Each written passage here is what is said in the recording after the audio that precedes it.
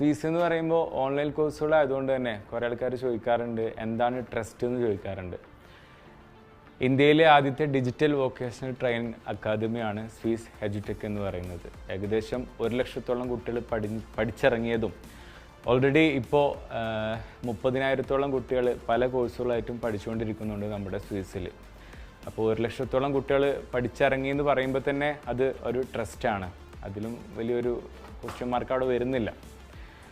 പിന്നെയുള്ളതെന്ന് വെച്ച് കഴിഞ്ഞാൽ നമ്മൾ ഈ ഒരു 2024 വർഷത്തിൽ ഏകദേശം 1000 കോഴ്സുകളും 5 ലക്ഷത്തോളം കുട്ടികളെയാണ് ഞങ്ങൾ ടാർഗറ്റ് ചെയ്യുന്നത്.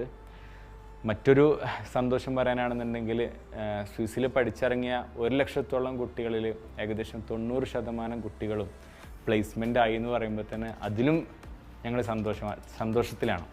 Augmented reality, virtual reality, artificial intelligence,